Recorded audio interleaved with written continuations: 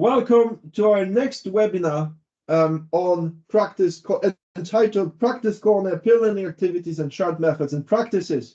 My name is Daniel Wiśniewski. I'm the coordinator of the Educational Leadership Network Europe, and I'm here with our very, very special guest who will inspire us even further. We just finished one of our previous webinars about practice corners, where we discussed and showcased the very interesting inspirational stories from Belgium about environmental sustainability and how they transformed their school into a sort of a playground farm, environmentally friendly space. And then we had an amazing presentation from Finland about individualized and personalized learning for people with special educational needs. After this dose of inspiration, you may think we cannot do any better, but I do assure you that we can. We have 3 speakers with us here. We have 3 cases coming all over from Greece, then from Portugal, and finally from Finland again. And right now we're going to go directly, so I'm going to maybe present you a little bit first.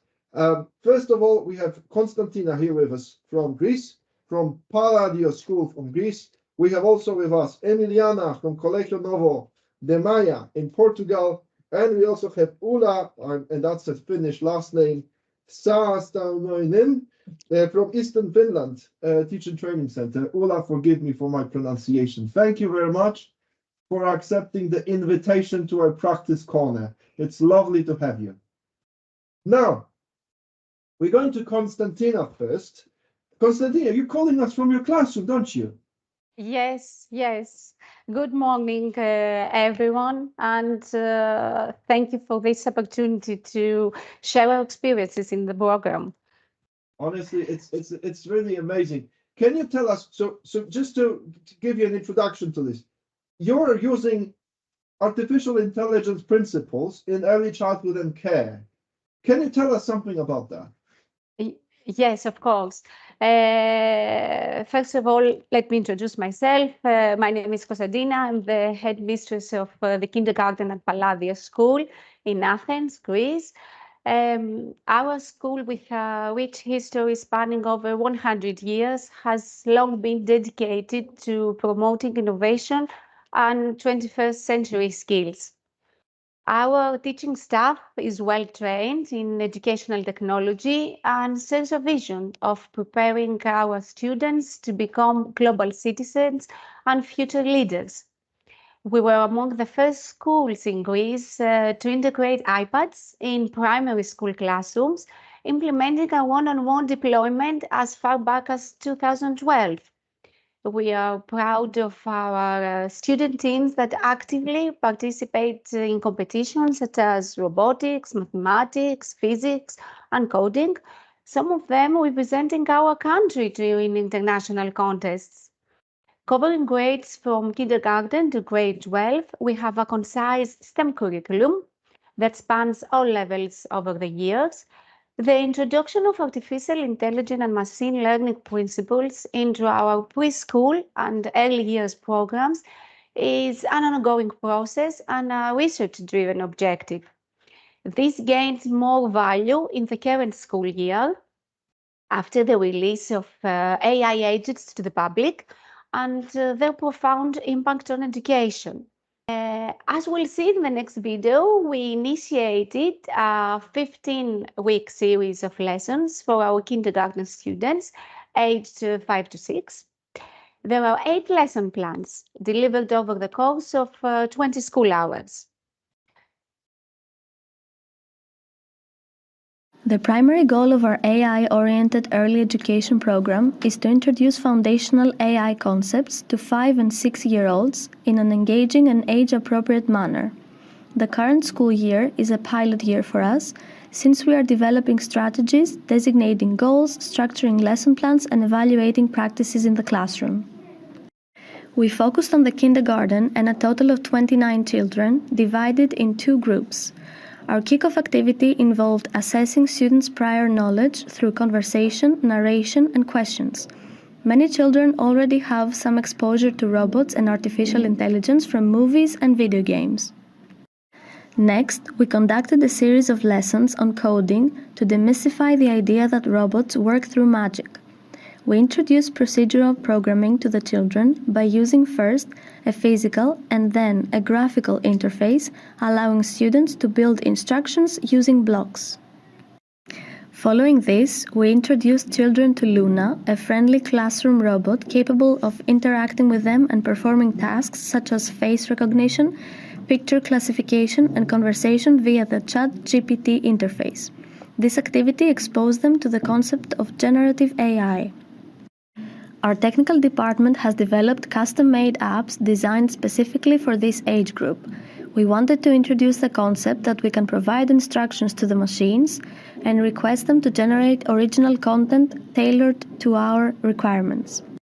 Children have also learned to train their own classification models using cards from board games. They were amazed by the ability of the machines to distinguish between similar cards. Our research is ongoing as we analyze the results. The children were divided into two groups: the control group, with minimal exposure to AI concepts, and the train group, which has completed all the AI courses. We are currently assessing the extent to which the program has influenced the children's perception of AI, ML, and robots. Our aim is to demonstrate that teaching AI to children at these young ages is a meaningful and valuable endeavor. While this project is an ongoing effort, we've reached a point where our work can benefit other educators, allowing them to build upon our approach, exchange ideas, and promote AI education for young learners. Our program can pave the way for broader adoption. We've developed our own educational resources, including custom applications and games, which can serve as a source of inspiration for other educators seeking to explore AI tools. Moreover, by introducing AI education at a young age, we foster the transformation of students, families, and educators into learning communities. Finally, we believe that the education community can benefit and build on this work in progress. Thank you very much for the video, Konstantina.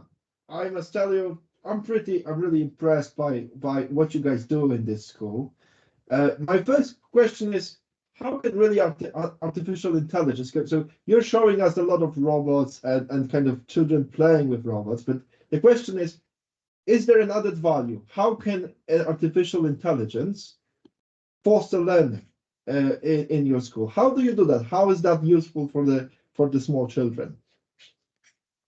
The fundamental advantage is that it creates a dynamic and personalized learning environment. In early education, it's really helpful to study how children learn and tailor their learning journey accordingly. This helps them to develop self-confidence, regardless of their actual strengths or weaknesses, laying a foundation for a future leader. In primary school, AI encourages self-motivation, determination, perseverance, and academic fulfillment. Those skills are also important for leadership. In secondary and upper secondary education, AI can empower students to make informed choices about their future and develop leadership skills tailored to their chosen paths. Mm-hmm. Mm-hmm. And what are the challenges and opportunities of artificial intelligence in that you can see? Is there a little bit of a resistance, let's say, from either the teachers or the parents? What are the risks and also the opportunities that artificial intelligence can bring to us? Yes, you're correct. The main challenge we faced was that very young children don't have the technical background to understand the way AI works. We had to come up with ideas to introduce complex AI concepts in an age-appropriate manner. For example, to explain that AI is not magic, robots are not living creatures, and don't think or act like ones. There were also, as you said, some considerations related to the responsible use of technology. Educators must be well prepared to navigate these discussions with young learners. And of course, we face the challenge of striking a balance with parents. As many of you educators may relate, they can be resistant to innovation, changes, and especially technology integration in the classroom. we often hold on the idea that education should mirror the experience of our own childhood. But as educators, it is our responsibility to lead and convince parents that their children will live in a different world. One, they will coexist and collaborate with artificial intelligence. On the other side, there are many, of course, opportunities. Teaching AI concepts in kindergarten can introduce young children to technology early, preparing them for the digital world. Learning about AI can foster critical thinking and problem-solving skills from a young age. Children can explore concepts like algorithms and patterns, which are valuable for cognitive development. And is there any way that you're also using artificial intelligence for the sake of supporting not only learning, but also the teaching and the teachers themselves? Yes, of course. Our research offers educators the opportunity to enhance their own understanding of AI and its application in education. It provides our teachers with valuable skills and knowledge that are increasingly relevant in the modern world. They can also make their courses more engaging and effective, and this experience can personally be fulfilling for teachers as it allows them to experiment with new approaches. Teaching AI concepts can engage parents in also their child's education, promoting a collaborative learning environment. Our approach develops an innovation ecosystem within the school and the broader educational community. This ecosystem can lead to partnerships, research opportunity, and access to resources that benefit all stakeholders. And last but not least, by staying ahead of the curve with AI integration, our school can ensure long sustainability and relevance in the education sector. I normally I should ask you a question from the public later on, but I do have a certain question which I am really curious about. Arya is posting here a question about parents. I'm a parent myself, very proudly so. And I could tell you, I could feel a little bit of a resistance when I feel my kids will play with robots and stuff like this. So Arya is asking here, how did you or are you preparing the parents? Do you have specific meetings to tell these pedagogical advantages of using AI, or is it how are they involved in this as parents of the children? First of all, they are informed about what we do in the school and why the reason that children, as I said before, need to learn how digital world works, especially since these children are 5 and 6 years old, so they are a generation that is born in AI. They will develop AI in the future. So parents must understand that a child must have not only, as we say, academic skills. We said it before, not only as far as concerns knowing physics or mathematics, but also must have technological skills. It's very important. And we have also workshops in the school, so parents get to know inside how that all works. I could imagine the parents playing with the robots themselves. Yes, not only the parents, we play with the robots too.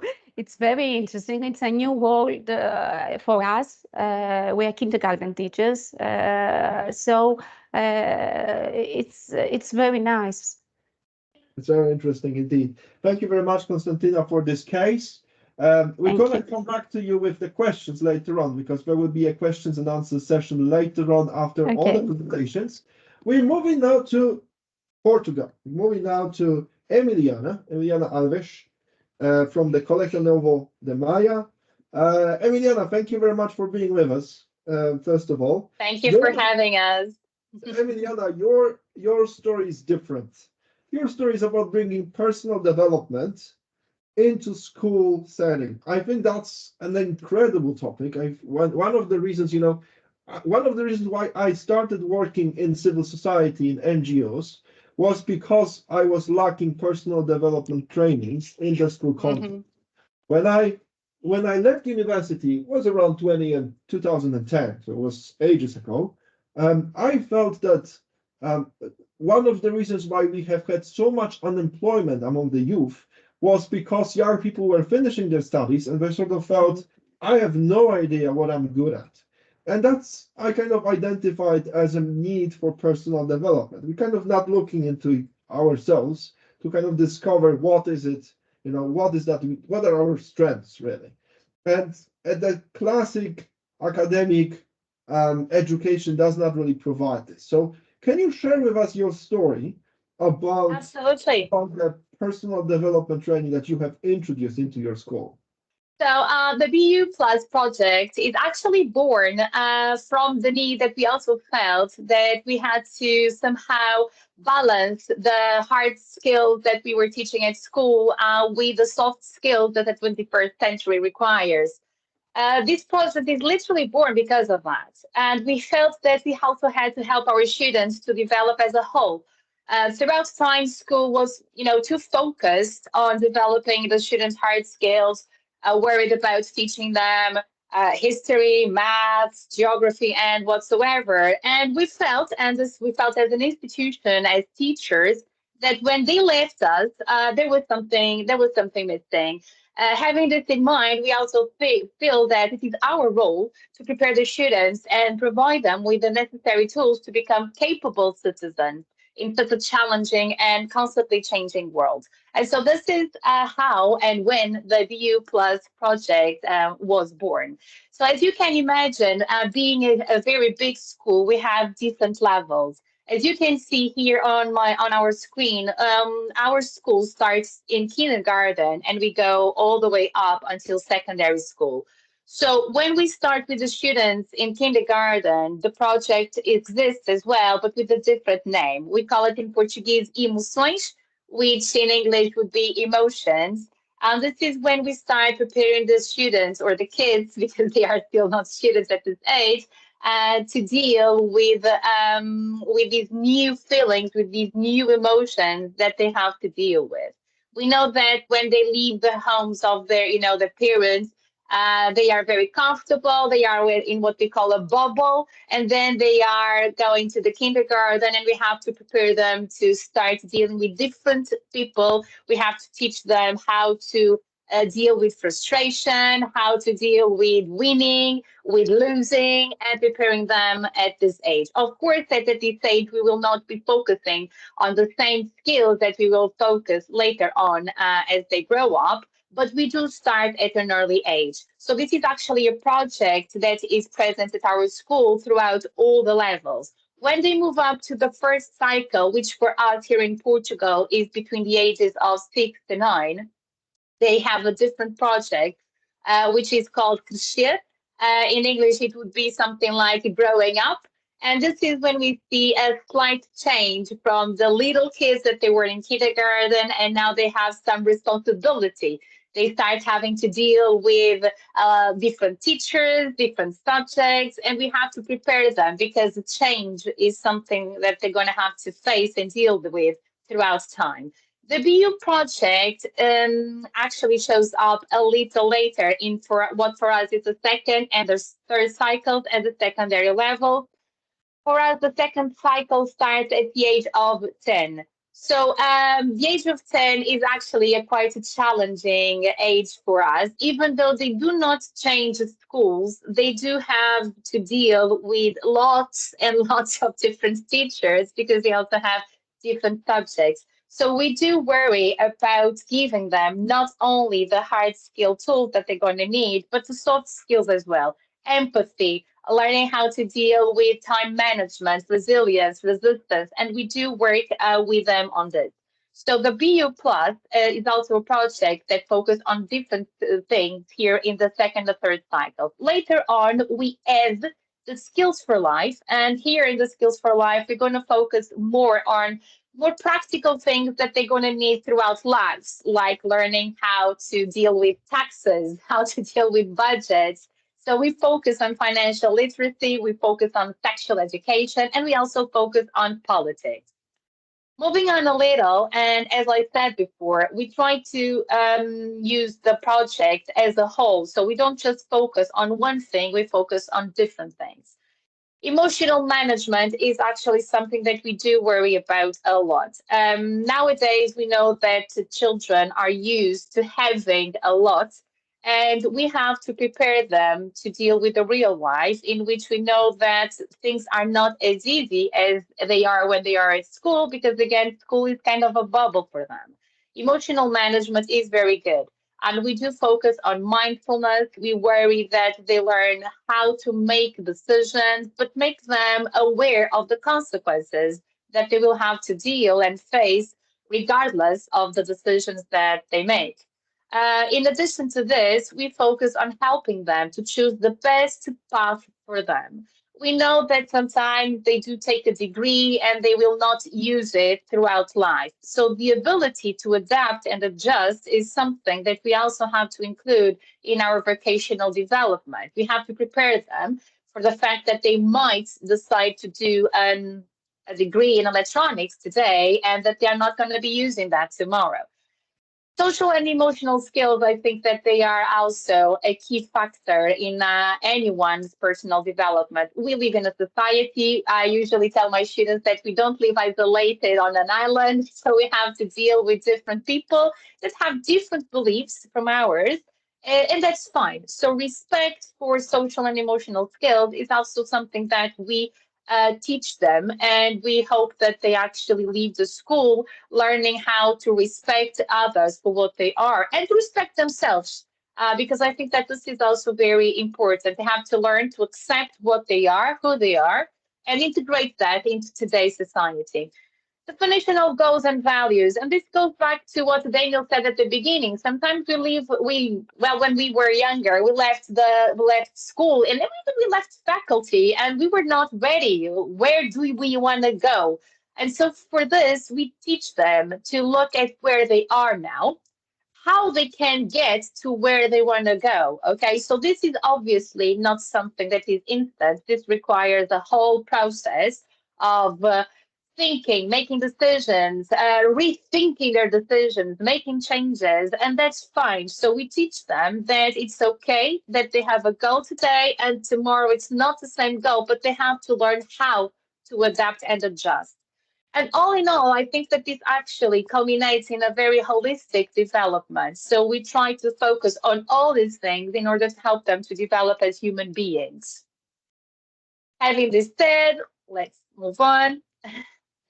So how do we do that? And I think that's what falls behind the whole concept of the project. We do this through questioning a lot. So there are always a lot of questions, not just from the teachers, but from the students themselves. They have to question themselves and they have to find the answers. What we do is we are literally next to them and we help them by guiding them, by questioning them more. Okay, are you sure you want to do this? Is this the best way to achieve your goal? And we make them think. And if by any chance they decide to change, we help them and we try to guide them and find different ways. Of course, that this also helps them grow personally. This is very important. We all talk about leadership. And at the beginning, I was actually talking with the other presenters. Leadership is actually very important nowadays, but we also want them to be leaders of their own lives, not just leaders of others, but leaders of their own lives, and make them accountable for everything that we have there.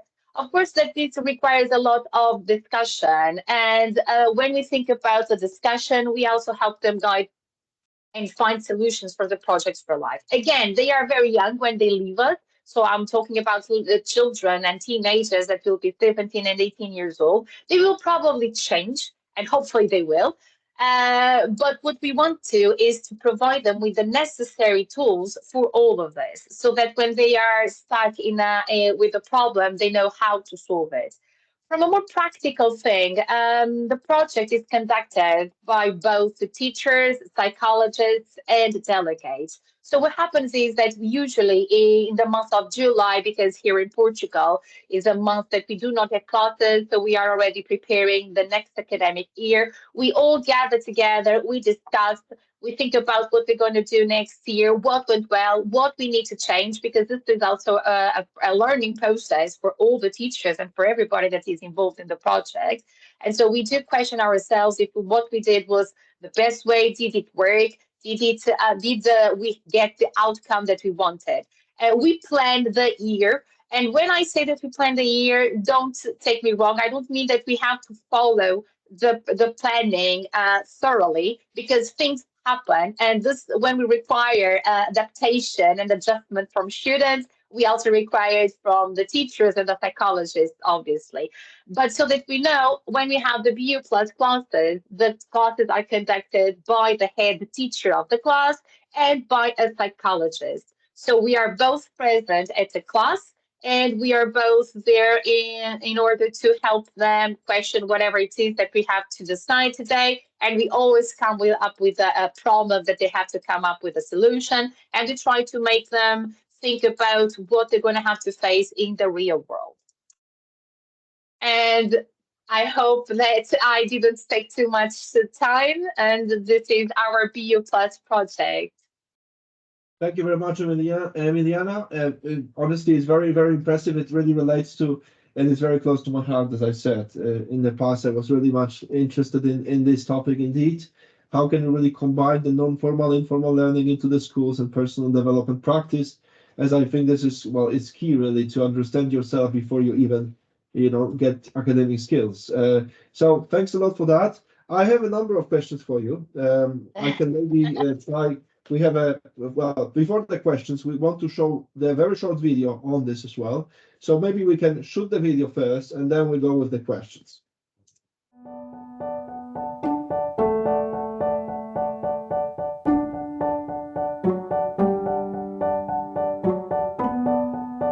Bom dia, meninos. Hoje vamos fazer uma nova dinâmica da nossa aula de bio. Então vamos fazer 3 inspirações lentas e profundas à minha contagem, ok? Vamos fechar os olhos.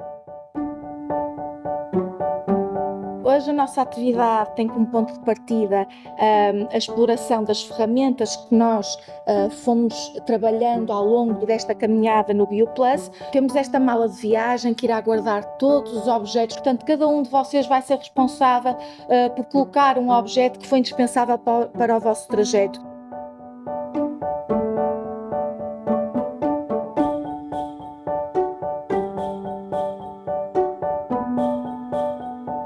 BioPlus do sexto ano podem ser representadas por uma bússola. Os nossos professores ajudam-nos a pensar nos nossos pontos fortes, nos aspectos de carácter que queremos fortalecer e como é que isso nos pode ajudar na construção de relações sociais positivas.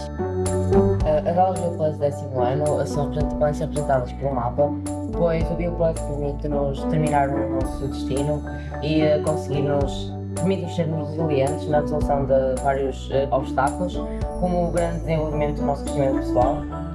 O BioPlus é como uma lanterna que orienta o nosso caminho com maior clareza, porém, para obtê-lo, temos que refletir sobre o nosso passado e o nosso presente, como usamos o nosso tempo e como nos tornamos mais felizes. Para representar o projeto do BioPlus do quinto ano, escolhemos um livro, pois queremos escrever uma história de um novo capítulo da nossa vida, com sucesso. Esta mala que nós temos aqui está cheia, repleta de todos os instrumentos que são necessários para a nossa vida, para o nosso desenvolvimento académico e o nosso crescimento, sem nos esquecermos também deste farol, que acaba por representar toda a luz que os professores e o Serviço de Psicologia contribuem para o desenvolvimento e para cada um de nós.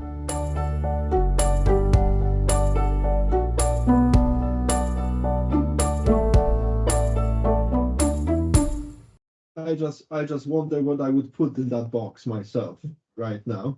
Emiliana, thanks a lot for this. I will ask you a question that really is stick in my head since the very beginning you started talking. First of all, what is the student satisfaction with this? First of all, how are they reacting to this? How do they find this approach, let's say? Second is, to what extent, and again, I'm a parent, so I always ask parents questions, even if Arya is still with us here, and she probably would. But what's the parents' response and involvement in this, especially with the younger children? Because of course, when we're talking about young adults, that's a different story. But what's the parents' involvement in this? To what extent they are informed about this or co-designing this approach? And what's the student satisfaction with respect to that? Let's start with the student satisfaction. It was your first question, and then we'll move on from there. I think that we have to bear in mind that obviously I can't ask a 4-year-old or a 6-year-old how satisfied he or she is with the project, because I'm sure they will not even realize that they are going through the project. I'm gonna talk to you more about the perspective of those who leave us when they go into college, because they are more mature. So they have been through the whole project. What happens is that when they come back to us, and they do come back to us a lot, I usually tell them, I don't even know why you are paying faculty, because you don't leave our school. And the thing is that what they say is that they actually feel that they are way more prepared to deal with frustration, to cope with problems, to learn how to give presentations, how to talk and accept differences than some of their colleagues, because they were not exposed to that. And our students have been exposed to different things. The students do learn how to deal with very different situations. And I think that parents here also have a very important role. Even though they do not decide what we are going to do, they are asked for feedback. And this is also a part of a school, because we work with them, we work for them. So this has to be a very collaborative approach. And from the parents' perspective, this is also something that they think is really important, especially because they do not want just the school to focus on hard skills. And parents are very busy nowadays. We are parents, and we know that we are very busy nowadays. So if the school can help parents prepare them for the real world, and sometimes do things that they can't do because they do not have the time or the opportunities, just not having the will to do so, but the time is also very difficult. So parents actually feel very appreciative of what we do with the students, and the fact that we allow them to have contact with very innovative approaches that are not that common nowadays in Portugal. And so we are actually kind of a more forward school in that sense. Mm-hmm. I'm not supposed to ask you questions from the public yet, because we're going to have a session about this, but I have a very okay. I have lots of questions there. Yes, I will ask you one question there, and then we're going to move on. From Cecile, she says it's an excellent impact. Now, is there any way we could scale it up? What do you mean by that? Well, I don't know. Is there something that we could, I don't know, provide funding so other schools could benefit from this, let's say, call it blueprint? So you have a very particular way of educating, right? The project is there. How could we really speak about it so other schools could somehow, or I don't know, maybe you have certain manuals about this culture. Is there any document, any videos, any trainings that we could use in order to show it to the others and say, look, this is a new approach. This is interesting. The children are happy, the parents are happy. Maybe we can implement it in your school. How could we really disseminate this better? I think that these talks that we have, these conferences, they are a good opportunity for sharing what we have been doing. We are a very open school. We welcome other schools to visit us and to learn from us. We are not closed, so we don't keep things to ourselves. We do believe that education should be shared. We don't believe, okay, we are doing this, so nobody else is going to do it. We were more than happy to share our knowledge with whoever would be interested. There is not a structured document that we can share, because as I said at the beginning or in the middle of the session, the project is built by teachers. Okay, so, and this also goes to one of the questions that one of the guests asked.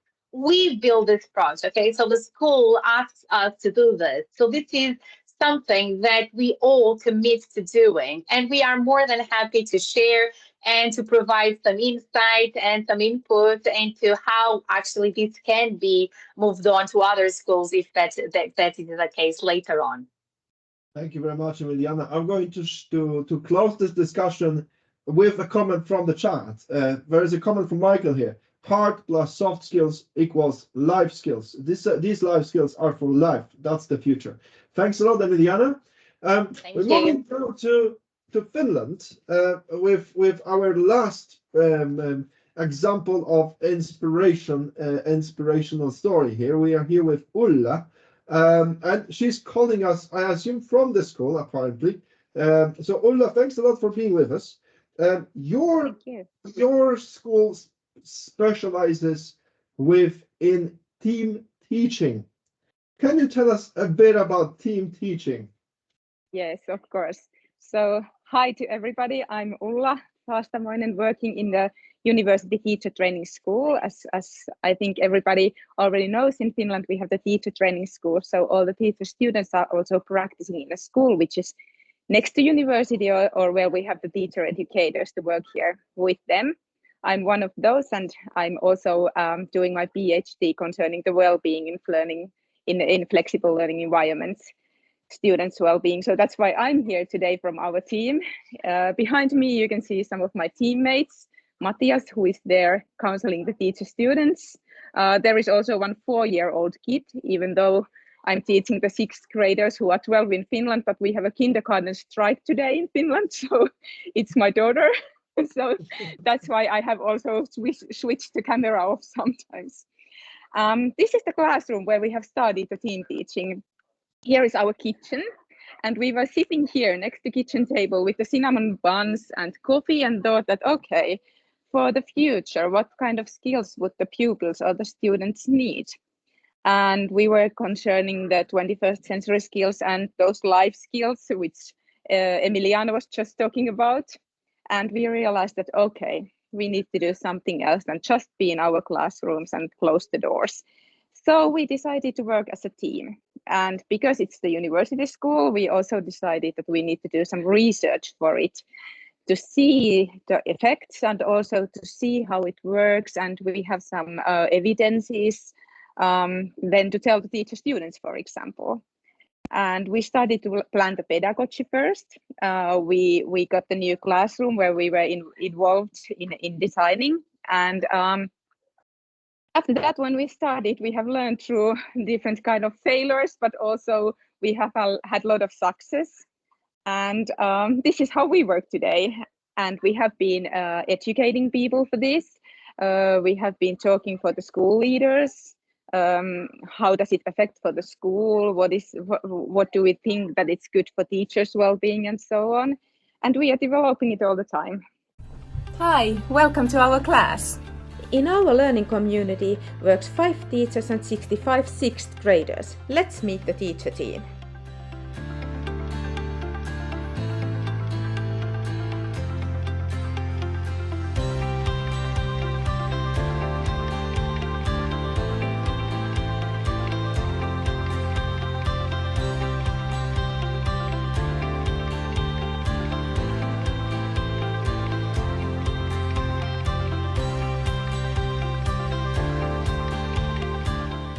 The core of our pedagogy is to offer students individual learning opportunities and concentrate on 21st century learning. To clarify our pedagogy, we have collected the most important aspects to a puzzle, which you can see here. Experiences means to have something to remember. We use multiple methods and try to build bigger themes or phenomena for the curriculum. Active learning means that we want students to have an active role and also possibilities to use different senses and movement to learn. Ownership of learning is student agency. The individual learning paths and building the motivation is the core of learning. Community needs to be strong in this kind of class, so we spend a lot of time to learn the social skills. Sense of belonging also means, according to research, less bullying. But how do we make this possible? With the cooperation of teachers. We know that all of us have different strengths, which we can utilize in our work. On the other hand, the support and competencies of your colleagues enables you to develop yourself during the workdays. Team teaching needs time. You can't accept everything to work in a second. To co-teach, you need to bridge different teachers to work towards together agreed goals. Here are a few tips we have for successful team teaching. Planning time.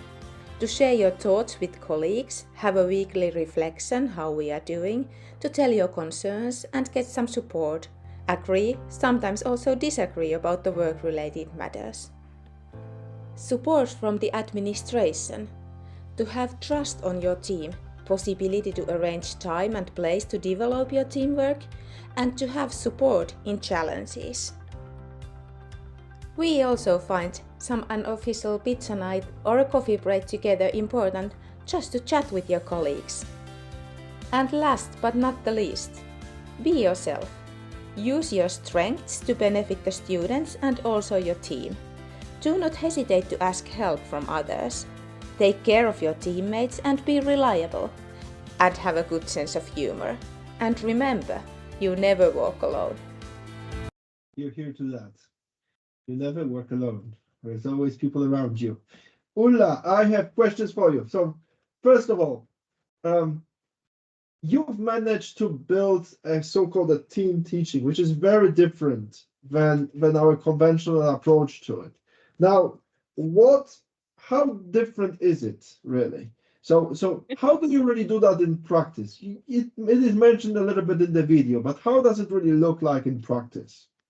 How many teachers you bring to the same room to teach? How do they actually change from being the old-fashioned teachers to being the managers of learning? Okay, so as you know, actually in Finland, also I think in many countries, the teacher profession is really autonomous, so that you work in your classroom with your class. But in our classroom, we have 90 kids and we have 5 teachers, all in the same. We have smaller spaces, but we have one big space, which is behind me.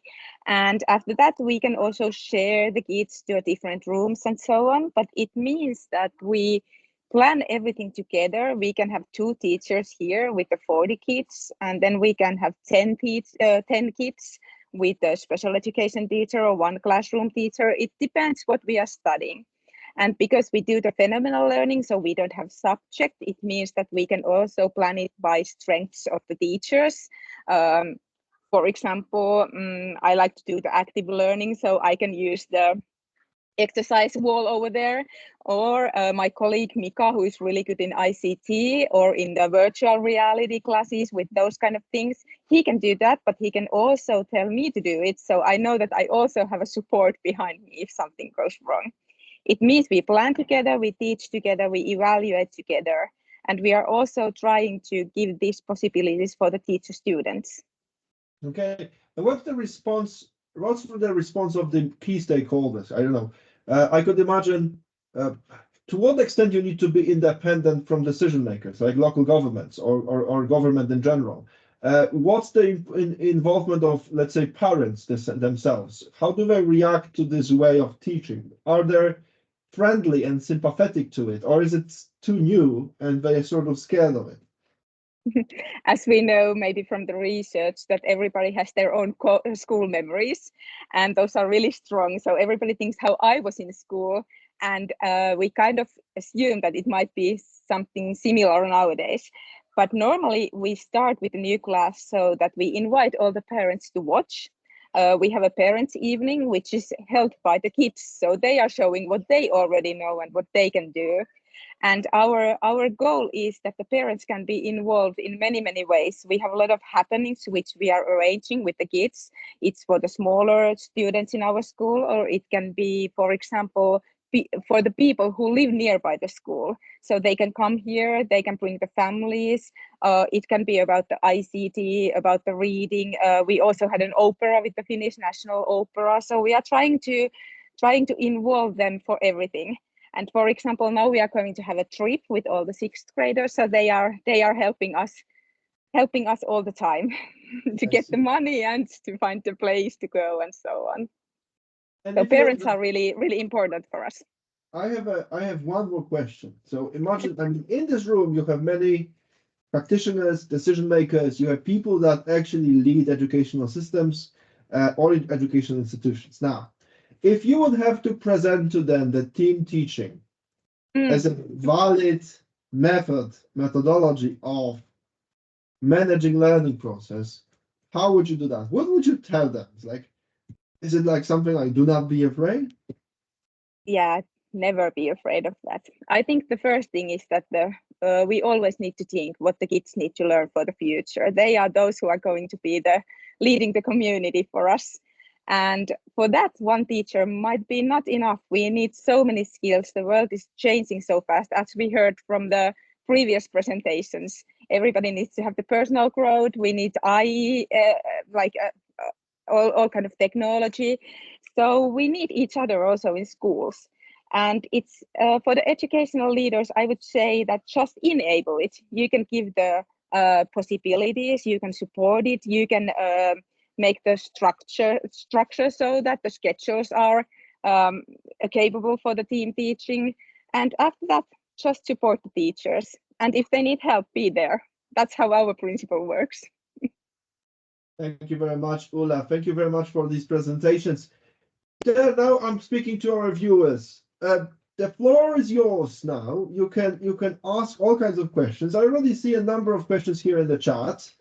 Before you do that, I have a set of questions I still will ask to our speakers, but you can just start dropping your questions to the speakers. We have the three speakers there. I can see that in the classroom of Konstantina, there's no longer children, so probably they went on a break.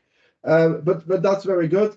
Anyway, my first question to all of you, and it's sort of related to the question that Cecilia later on previously asked about scaling it up. How could we transfer those inspirations to other settings? Do you see this transferable in any way? Can we kind of spread the word and try to make it happen in a wider group of institutions? Who wants to pick it up? Can you kind of foster this culture? Maybe I can start with Konstantina then. Yes, we have now the expertise to hold seminars or workshops to colleagues, share our findings, our tools, our practices, and we are also thinking to include it in maybe in an Erasmus project along with a university interested to do research and disseminate the results, because as I said, this is a research. So our findings, we believe, are very valuable, not only to us, to our school, but to other stakeholders. Correct. Ulla, how would you disseminate, transfer this? We have been doing a lot of education also with the foreigners. So we have here in the University of Eastern Finland, we have the study visits, Erasmus projects, and also we have been very active in social media. So we have the Facebook and so on, where you can follow how the kids are studying and how we are doing. And one thing which is really important is that you also need to kind of educate or get the school leaders or the administration to be part of it. So that's something we are now focusing on, that it's not only the teachers, you need the whole school community. Emiliana, what do you think about that? I was actually one of the attendees actually wrote here, scale it up through job shadowing Erasmus programs. It's what I was actually going to say. I was going to suggest visiting the institutions and actually seeing what is done and how it's done, meeting with the group of teachers and the stakeholders who are obviously involved in the whole project, because as Ulla said, and very well, even though the teachers may have all these wonderful ideas and these wonderful intentions, if the directors are not on board with us, everything is just, useless and fruitless. We are very lucky that our board of directors is even more active than we are. And so whenever we come up with an idea, they just say, go for it. And I think that everybody who is actually interested and really interested would benefit from visiting and actually seeing what is done and how it's done. Very good. I have some more specific questions to each of you still, with just a few. For Konstantina from Greece, what kind of learning outcome you hope to see after using those technology, this artificial intelligence? What is it that you want to prepare the children for? I think you partially mentioned that before, but let's hear it. Yes, we anticipate several key outcomes. First of all, they will have children have a solid understanding of AI concepts and enabling them to grasp more advanced AI principles in later grades. Also very important, they will develop ethical awareness regarding AI use, ensuring responsible and ethical interaction with AI systems. And of course, they will become curious and open-minded, exploring AI-related fields and staying receptive to new technological developments. Thank you, Konstantina. And what is what is also the added value what is also the added value for the educators? You mentioned this a little bit as well, for the teachers themselves. Is this making, an introduction of artificial intelligence, is this making in any way the job more attractive? Yes, even though there are many limitations to this, but these practices offer them opportunities for training and skill development in AI and technology. Educators can explore innovative teaching methods and making the lessons, as I said before, engaging and effective. And of course, preparing educators to stay globally competitive by aligning their teaching practices with future trends and the evolving job market. I have a question. Thank you very much for that, Konstantina. I'm going back now to Portugal and our personal development through the school education project and let's say activity. How does that? Do you have any plan, or have you done that already, to extend this personal development training, not only for the students, for the kids, but also for their families? Ultimately, the school is a community center nowadays. It's a place where the entire family is actually benefiting from it. So, have you done it, or are you looking into it as well? Yeah, that's actually a very, very interesting question, and we do. The answer to that question, before everything else, is yes, we have. And as you said, this is not just for the kids, or it shouldn't just be for the kids. We do have this project for the kids because it's also included in our curriculum. But we do involve the parents. We have like a school of parents, and the parents are invited to come to school and debate different situations and different things, even how to cope with tantrums, how to face the challenges of teenagers, them growing up. And so we do hold lots of workshops and events in which the parents are invited to come to our schools, and we all share our challenges, because these are challenges not just for the teachers in the classroom, but for the parents at home. And so, yes, they are involved, and they are. We do not ask them what we should work with the students, but we do ask them for feedback on how what we are doing with the students actually has an impact on their lives. I have some questions here also from the chat.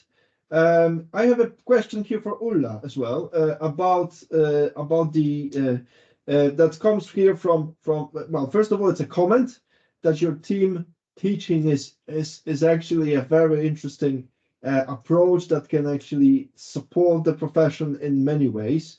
Now, can this somehow help us with solving the current teacher shortage, let's say? Can it make the job more attractive in any way to kind of help to unburden certain teachers or some teachers? What's your thoughts about that? Yeah, that's maybe something that could be helpful for that. We have been talking a lot about the young teachers who might get tired for the work very fast, who can see the challenges a lot. It might help that there might be another colleague in the same classroom. As Konstantina is telling how you are working in a kindergarten, that's maybe something that we could also do more in school, and that's the team teaching. It seems that also when you work in a team, you can kind of rely to others. So when you have a bad day, or when you are suffering for something else in a life or something, there is also support at the work for that. And when there is a hard situation with parents or with other stakeholders, with the pupils, it's always good to have your colleagues with you for that one too. And one big thing, which is actually, at least in Finland, that how do we evaluate the kids? So it's pretty nice to do with your colleagues. So you have different opinions, but you can discuss about it. So it's something that takes maybe a little bit more time, but it's pretty effective to do it with your friends or the school or the teammates. Thank you very much for this. Thank you very much for inviting us to your classrooms. I mean, honestly, I find it very inspirational that you are calling us from your places of work. And really thank you very much for organizing this, for this interactive session, and for your great dose of inspiration. I think us on the policy level working here, we sort of do not realize often how amazing work is done there on the ground. And thank you very much for participating in this, because it actually inspires our work to work even harder to create a framework, policy-wise, funding-wise, to make this kind of approaches possible. So I'm very grateful for your time. I also wanted to thank our viewers, those of you who have asked questions over the chat and commented on all this. This is coming, this is an end of our session on the practice corner. We're going now to the break, and we're going to have a lunch break.